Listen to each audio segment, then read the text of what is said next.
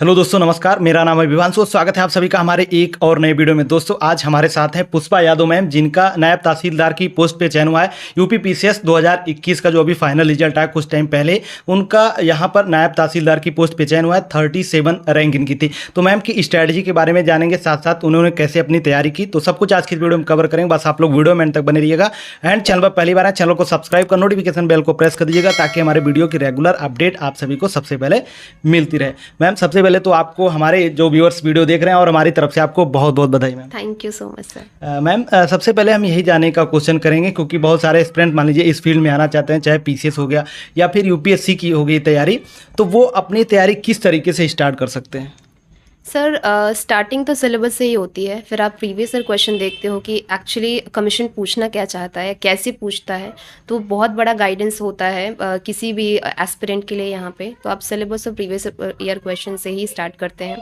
उसके बाद आप बेसिक बुक्स जो कि एनसीईआरटी होती हैं, वहाँ से आप अपना बेस बनाते हैं। फिर आप न्यूज़पेपर एक बहुत इंपॉर्टेंट फैक्टर हो जाता है, सिंस कभी कभी क्या mostly commissions current affairs oriented question को ज़्यादा पूछने लगे हैं आजकल। तो वो एक इम्पॉर्टेंट चीज़ है। उसके बाद आप अपने एडवांस बुक की तरफ मूव ऑन करते हो और फिर उनको रिवाइज करते हो। और जी मैम, जैसे कि अभी आपने करंट अफेयर की बात की, तो करंट अफेयर किस तरीके से हेल्प करता है? और जो करंट अफेयर होता है, क्योंकि बहुत सारी मैगजीन्स आज के टाइम में उपलब्ध हैं, तो और न्यूज़पेपर्स भी बहुत सारे हैं, तो किस तरीके से मतलब स्टार्टिंग में उनको कौन से न्यूज़पेपर और मैगजीन वगैरह फॉलो करना चाहिए? सर न्यूज़पेपर के लिए कई सोर्सेज हैं, लेकिन मोस्ट ऑफ द पीपल यहाँ पे सिविल सर्विसेज में द हिंदू या फिर इंडियन एक्सप्रेस इंग्लिश मीडियम में फॉलो करते हैं। तो पहले तो ट्राई करके देखना चाहिए दोनों न्यूज़पेपर्स को कि कौन सा आपके लिए सूटेबल है, फिर जो आपको सूटेबल लगे उसे फॉलो करना चाहिए। और इसके अलावा मैगजीन्स अभी फ़िलहाल के टाइम में काफ़ी सारी मैगजीन्स आ गई हैं और ऑलमोस्ट सभी बहुत अच्छा कंटेंट प्रोवाइड कर रही हैं। तो जो भी आपको कम टाइम में आपको लगता है कवर हो सकता है, या फिर जो भी जिसकी लैंग्वेज आपको प्रेफरेबल लगती है, तो उसे फॉलो करना चाहिए। आज के टाइम पे तो जैसे हम करंट अफेयर की बात करते हैं, तो आज के टाइम पे जैसे यूट्यूब पे बहुत सारे लोग करंट अफेयर पढ़ाते हैं, या फिर बहुत सारे लोग पीडीएफ भी प्रोवाइड करते हैं, तो वो क्या कुछ हेल्प करते हैं कि नहीं? जी, बिल्कुल करता है। मैंने खुद एक चैनल को फॉलो किया था, स्टडी फॉर सिविल सर्विसेज। वहाँ का करंट स्पेशली प्रीलिम्स के लिए बहुत इंपॉर्टेंट हो जाता है। उसके बाद आप मेंस के लिए मुझे उतना रेलेवेंट नहीं लगा, तो मैंने अपने सोर्सेज चेंज कर लिए थे, बट प्रीलिम्स के लिए बहुत इंपॉर्टेंट था। जी मैम। मैम, आपका एजुकेशनल बैकग्राउंड क्या है, और आपने अभी तक कहाँ तक की पढ़ाई की है? सर मेरा ग्रेजुएशन कंप्लीट हुआ है हिस्ट्री ऑनर्स से लेडी श्री राम से 2015 में। उसके बाद मैंने यूपीएससी की प्रिपरेशन शुरू कर दी थी, और उसके बाद मैंने साइमल्टेनियसली मास्टर्स के लिए अप्लाई कर दिया था हिस्ट्री में ही, और मेरा मास्टर्स कंप्लीट हुआ रिसेंटली। एंड उसके बाद अभी मेरा यहाँ पे फर्स्ट सीरियस अटेम्प्ट है यूपी पीसीएस में। और मीडियम मैम आपका? मीडियम इंग्लिश है। इंग्लिश। तो आपने यूपीएससी का एग्जाम दिया था, तो वो उसमें क्या चीज़ें हुई थी? सर यूपीएससी के एग्ज़ाम में मैंने अभी तक मेरे 6 अटेम्प्ट्स हो चुके हैं कंप्लीट, और अभी तक कोई सब्सटैंशियल रिजल्ट नहीं मिला। और सिंस काफ़ी टाइम हो चुका था, तो अब एक जॉब की बहुत ज़्यादा ज़रूरत थी। तो उसके बाद मैंने यूपी पीसीएस को चुना, बिकॉज बहुत ज़्यादा अलाइंड है इसका सिलेबस और पूछने का तरीका सब कुछ, इसलिए। मैम, जैसे कि बहुत सारे स्टूडेंट क्या है कि मान लीजिए आज कोई एग्ज़ाम देते हैं, चाहे हम यूपी का बात करें या फिर यूपी पीसीएस या फिर यूपीएससी, कोई भी एग्ज़ाम देते हैं, मान लीजिए फर्स्ट अटेम्प्ट में फेल होते हैं या दूसरे में, तो आप यूपीएससी का आपने 6 बार एग्ज़ाम दिया है, तो वहाँ पर आपको फेलियर का सामना करना पड़ा है, तो आपने अपने आप को कैसे उसके लिए मोटिवेट रखा कि हाँ नहीं, हमें अभी लगे रहना है? सर मोटिवेशन फैक्टर हमेशा से फैमिली और फ्रेंड्स रहते हैं, क्योंकि कई बार लगता है कि अब बिल्कुल मन नहीं है। मेरा खुद कई बार शुरुआत के 2-3 अटेम्प्ट से लगा कि अब नहीं होगा, अब नहीं करना, ये पढ़ना ही नहीं है, छोड़ देना है। तो ये सबके साथ होता है, मेरा कोई यूनिक नहीं है, सभी फेस करते हैं। सिंस आप ऐसे फ्रेंड्स के अराउंड रहते हो, तो उन्हें भी लगता है, तो आप उनको मोटिवेट करते हो उस टाइम पे, वो लोग आपको लो फेजेस में मोटिवेट करते हैं। तो मेरे फ्रेंड्स बहुत इंपॉर्टेंट रहे इस जर्नी में। मेरे पेरेंट्स बहुत ज़्यादा इंपॉर्टेंट रहे हैं। मेरी एक्सटेंडेड फैमिली है, वो लोग टाइम टू टाइम कॉल करके बात करते हैं, और हम हमेशा बोलते रहते हैं कि नहीं, लगे रहो, हम हैं तुम्हारे साथ, वगैरह वगैरह। तो ये सब बहुत एक सोशल एसेट है मेरे पास, तो वेरी थैंकफुल। जब शुरुआती दौर था आपका, जैसे कि मान लीजिए आप पढ़ाई कर रही थी 12th या फिर उससे आगे भी, तो उसके बाद आपको कहाँ से मोटिवेशन मिला कि नहीं, हमें इस फील्ड में जाना है? सो मेरे फादर उन्होंने गाइड किया था इस डायरेक्शन में जाने के लिए, सिंस वो खुद पुलिस डिपार्टमेंट में हैं और इनका एडमिनिस्ट्रेशन से काफ़ी ज़्यादा कांटेक्ट रहता है, तो पापा ने डायरेक्शन दिया था कि इस डायरेक्शन में आगे चला जा सकता है। तो जैसे कि आज के टाइम में क्या है कि बहुत सारी गर्ल्स तो उनको कहीं न कहीं मतलब चाहे हम फैमिली की बात करें, कुछ लोग को तो फैमिली सपोर्ट होता है और बहुत लोग को नहीं मिल पाता है। तो आप उनके लिए क्या मैसेज देना चाहेंगी या फिर उनकी फैमिली को क्या मैसेज देना चाहेंगी? सर ऐसी लड़कियों को या लड़कों को भी मैं यही मैसेज दूंगी कि आप ज़िद करें। सबसे बड़ी बात है ज़िद करें कि मुझे पढ़ना है और कोई चारा नहीं है। सिंस आप किसी के अंडर में रह रहे हो, आप डिपेंडेंट हो, तो आपके पास और कोई चारा रह नहीं जाता है। और उनसे ज़्यादा मेरा रिक्वेस्ट उनकी फैमिली से है, बिकॉज़ ये फील्ड ऐसा है कि यहाँ पे बहुत टाइम कभी-कभी लग जाता है। मेरे पेरेंट्स अगर सपोर्ट नहीं करते तो मुझे भी नहीं लगता कि मैं ऐसा यहाँ तक या इतने टाइम तक इसमें फील्ड में सर्वाइव कर पाती। तो मेरे पेरेंट्स बहुत ज़्यादा इम्पोर्टेंट रोल प्ले किए हैं और करना चाहिए सारे पेरेंट्स को। जी मैम। मैम जैसे कि अभी यूट्यूब पर बहुत सारे लोग वीडियो देखते हैं, जब तैयारी स्टार्ट करते हैं तो बहुत सारे लोग बताते हैं कि जब आप अपनी तैयारी स्टार्ट करें तो मेंस और प्रीलिम्स मिला के दोनों अपनी तैयारी स्टार्ट करें, तो क्या आपको लगता है कि अलग पहले प्रीलिम्स की करनी चाहिए या फिर मेंस की तैयारी पहले करनी चाहिए? सर ये पूरा एग्ज़ाम इंटीग्रेटेड है। आप इंटरव्यू का प्रिपरेशन इवन प्रीलिम्स के साथ ही करने लगते हो, बिकॉज़ आपको एक पर्सनैलिटी डेवलप होती है। आप मेंस के रिजल्ट के आने के बाद 10-15 दिन मिलते हैं, तो आप उसमें पर्सनैलिटी डेवलप तो किसी हाल में नहीं कर सकते। तो आप शुरुआत से ही वो चीज़ें, वो फैक्टर्स अपने अंदर इम्बाइब करते हो, वो कैरेक्टर्स आप अपने आप में कैरेक्टरिस्टिक्स डेवलप करते हो। तो ये पूरा इंटीग्रेटेड प्रिपरेशन है, प्रीलिम्स, मेंस और इंटरव्यू।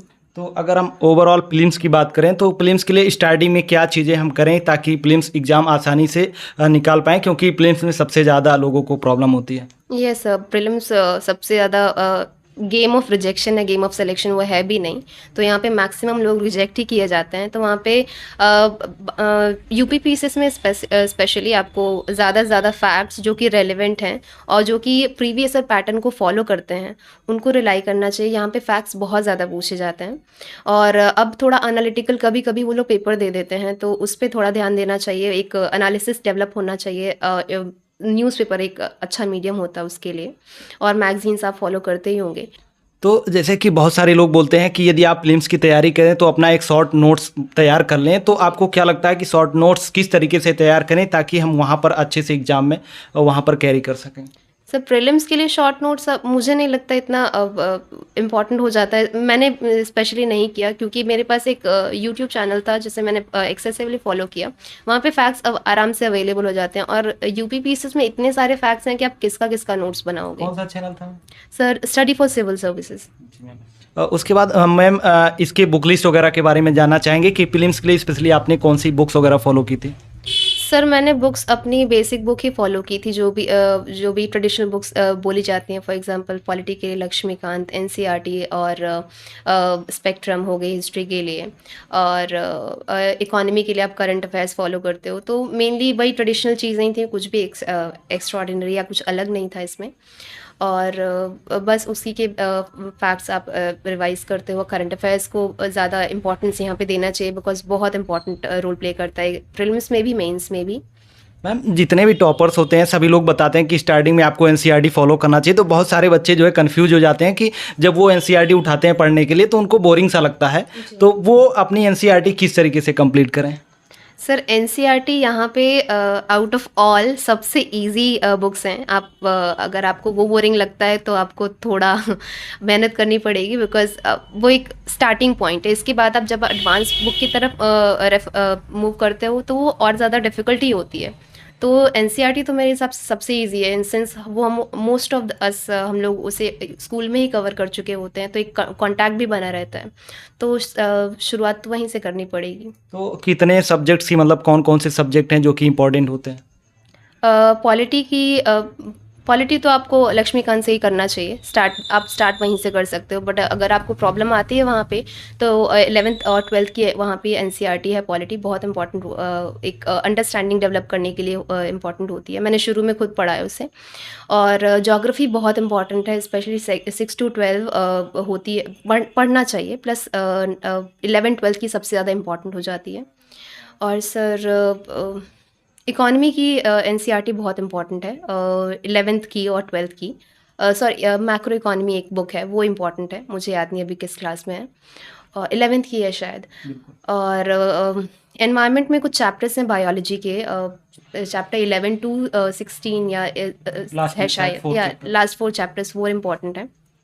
और हिस्ट्री बस के लिए? हिस्ट्री के यस है, बहुत इंपॉर्टेंट है। वहाँ के इस पे आप चाहो तो 6 टू 12 कवर कर लो, बट क्लास 11th और 12th की बहुत इंपॉर्टेंट हो जाती हैं वो एक, और एक अर्जुन देव वर्ल्ड हिस्ट्री के लिए इंपॉर्टेंट हो जाती है अगर आप रेफर करना चाहते हो तो। तो बहुत सारे लोग जब हिस्ट्री वाली बात करते हैं तो बोलते हैं कि नई वाली पढ़ें या फिर पुरानी वाली पढ़ें, एनसीईआरटी। कोई भी पढ़ें, दोनों ही, बहुत ज़्यादा अंतर नहीं है। मैंने नई वाली नहीं पढ़ी है, मैंने पुरानी ही पढ़ी है।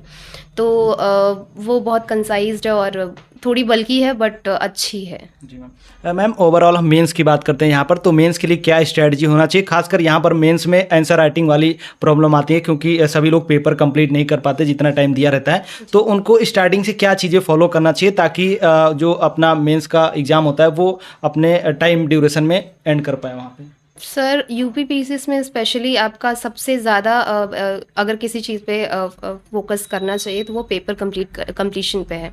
बहुत इंपॉर्टेंट है 3 घंटे में 20 क्वेश्चन करना, और प्लस एक दिन में आपको 6 घंटे कॉन्स्टेंटली लिखना है, तो वो एक बहुत बड़ा चैलेंज हो जाता है। उसके लिए आप प्रैक्टिस के अलावा और कोई ऑप्शन नहीं है, तो आपको लिखना पड़ेगा। मैं घर पे काफ़ी ज़्यादा लिखती थी, स्पेशली एग्ज़ाम टाइम में मैं एक दिन में 2-2 पेपर्स लिखती थी। अदरवाइज़ जब 1 महीने का डिफरेंस था तब मैंने 1-1 पेपर लिखा है 3 घंटे का। बट आपको लास्ट टू लास्ट आपको वो चीज़ डेवलप करनी पड़ेगी कि आप 3 घंटे में पेपर कंप्लीट कर पा रहे हो। जी मैम, आपका ऑप्शनल सब्जेक्ट था क्या था, और उसके लिए आपने कौन सी बुक लिस्ट वगैरह फॉलो की थी? सर मेरा ऑप्शनल सब्जेक्ट हिस्ट्री था, और उसके लिए बुक लिस्ट मेरी बेसिकली एंशिएंट के लिए मैंने उपेंद्र सिंह भी रिलाई किया, और मेडिएवल के लिए सतीश चंद्रा थी। मॉडर्न के लिए मैंने बिपिन चंद्रा की 2 बुक्स, मॉडर्न इंडिया और इंडिया स्ट्रगल फॉर इंडिपेंडेंस पढ़ी है। और वर्ल्ड हिस्ट्री के लिए मैंने नॉर्मन लोबे और बालियन सर के नोट्स कंबाइन करके अपने खुद के नोट्स प्रिपेयर किए थे, तो वो है। मैम जैसे कि इस जर्नी में पूरे टाइम का बहुत बड़ा इंपॉर्टेंट रोल रहता है, तो स्टार्टिंग में मान लीजिए कोई छात्र तैयारी करना चाहता है, तो स्टार्टिंग में उसको अपनी तैयारी के लिए कितना टाइम देना चाहिए या फिर कितना घंटा पढ़ाई करना चाहिए? सर शुरुआत तो आपको सबसे पहले तो बैठने की आदत लगानी पड़ेगी, क्योंकि उसके अलावा कोई चारा नहीं है। शुरुआत आप 4-5 घंटे से करो, और जितना आप पढ़ सको और जितना प्रोडक्टिविटी बढ़ा, एक टाइम के बाद आप क्वांटिटी के बाद क्वालिटी पे ध्यान देना पड़ेगा। आप क्वांटिटी डेवलप कर भी लेते हो 10 घंटे की भी मान लीजिए, और अब उसकी प्रोडक्टिविटी नहीं है तो फिर बेकार है वो। तो धीमे-धीमे आप अपना सिटिंग आवर्स प्लस अपना उसका क्वालिटी लेवल ऑफ स्टडी बढ़ाते रहें, और यही इंपॉर्टेंट है। जो आपका लास्ट फेज होता है वो इंटरव्यू का होता है, तो उसके लिए मतलब इंटरव्यू के लिए क्या क्या चीज़ें करनी चाहिए? सर इंटरव्यू के लिए आपको मैंने स्पेशली अपने ऑप्शनल पे बहुत ज़्यादा फोकस किया था, और मैं बहुत लकी थी कि मेरे इंटरव्यू में ऑलमोस्ट सारे क्वेश्चन, 2-3 छोड़ के ऑलमोस्ट सारे ही क्वेश्चन हिस्ट्री से आ गए। उसके लिए मैंने मणिकांत सर का एक इंटरव्यू था, वो मैंने पूरा देखा था, प्लस कुछ सिनॉली से रिलेटेड सिंस रीसेंट एक्सकेवेशन है इंडिया का, तो वो उसके लिए काफ़ी वीडियोस देखे, टॉपर्स के वीडियोस, मॉक इंटरव्यूज़ देखे, और खुद भी मॉक इंटरव्यूज़ काफ़ी जगह दिए थे, तो वो काफ़ी ज़्यादा हेल्पफुल रहा मेरे लिए। मैम जैसे कि इस बार का जो रिजल्ट आया है इसमें काफ़ी सारी दिक्कतें हुई, आप लोग को दिक्कतों का सामना करना पड़ा, तो जब आपका इंटरव्यू हुआ उसके बाद लगभग 1 से 1.5 महीने लग गया रिजल्ट आने में, तो इन चीज़ का मतलब इस बीच के ड्यूरेशन को आपने कैसे मतलब देखा कि हाँ मतलब रिजल्ट आएगा कि नहीं आएगा, या फिर आगे कैसे क्या चीज़ें होंगी? सर मेंटल डिस्टर्बेंस बहुत ज़्यादा था, सबका रहा होगा, आई एम श्योर 1200 प्लस जितने भी लोग थे, और बस डिस्टर्ब ही थे, कहीं फोकस नहीं कर पा रहे थे। मेरा एक एग्ज़ाम था, सिंस एक बैकअप भी ज़रूरी था इसके लिए, इन केस नहीं होता, तो मैंने बीपीएससी के लिए कुछ टाइम पढ़ाई की, और प्रीलिम्स दिया उसका अभी 67th वाला। और सर बीच बीच में मूवीज़ देखना, फैमिली के साथ टाइम स्पेंड करना, बिकॉज मेंटली डिस्टर्ब्ड आप पूरी फोकस से आप नहीं पढ़ पाते हो, तो काफ़ी डिस्टर्बेंस रहा, और फैमिली ने काफ़ी सपोर्ट किया, गांव जाना हुआ, काफ़ी कुछ ऐसी चीज़ें की जो बहुत टाइम से रोक रखी थी। तो जब रिजल्ट आया फाइनली पता चला कि हाँ रिजल्ट आ गया है, सिलेक्शन हो गया है, तो तब आपको कैसा लगा था? सर मुझे कुछ नहीं पता था, मैं आईसीयू में थी उस वक्त, और जब मैं घर पे आई तो पापा ने बताया कि ऐसा हो गया है। मेरे फ्रेंड्स कॉन्फ्रेंस कॉल पे थे पापा के साथ, तो उन्होंने बताया कि ऐसा हो गया है। तो मैम लास्ट में हमारा ये चीज़ रहेगा क्वेश्चन कि जैसे जो छात्र मान लीजिए नए या फिर पुराने बहुत दिनों से तैयारी कर रहे होंगे, तो उनके लिए आपका क्या मैसेज या क्या संदेश रहेगा कि अपना तैयारी किस तरीके से आगे बढ़ाएं? लगे रहिए, क्योंकि वो कहते हैं ना, बिना मरे स्वर्ग नहीं मिलता, और मरना भी खुद ही को है। तो मरना तो पड़ेगा, काम करना पड़ेगा और लगे रहिए, डिटरमाइन रहिए, कंसिस्टेंट रहिए और काम करते रहिए। जी मैम, आपका बहुत बहुत धन्यवाद। आपने अपना बहुत ही कीमती समय दिया, इसके लिए आपको बहुत बहुत धन्यवाद ma'am. Thank you sir, thank you so much. तो दोस्तों, आप लोग को आज का वीडियो कैसा लगा आप लोग कमेंट करके जरूर बताना। आप लोग को इस वीडियो से काफ़ी सारा मोटिवेशन मिला होगा एंड आपको अपने एग्जाम के बारे में बहुत कुछ चीज़ें जानने को मिली होंगी। तो वीडियो कैसा लगा आप लोग कमेंट करके जरूर बताना एंड वीडियो अच्छा लगा हो तो लाइक भी कर देना, क्योंकि आप लोग लाइक नहीं करते हैं तो हमें भी डिमोटिवेशन होता है। आप लोग लाइक कर देते हैं तो हाँ पता चलता है कि आप लोग को वीडियो कैसा लग रहा है। तो सारी चीज़ें आप लोग कर देना। तो फिर मिलते हैं किसी और वीडियो में, तब तक के लिए आप लोग को जय हिंद, वंदे मातरम।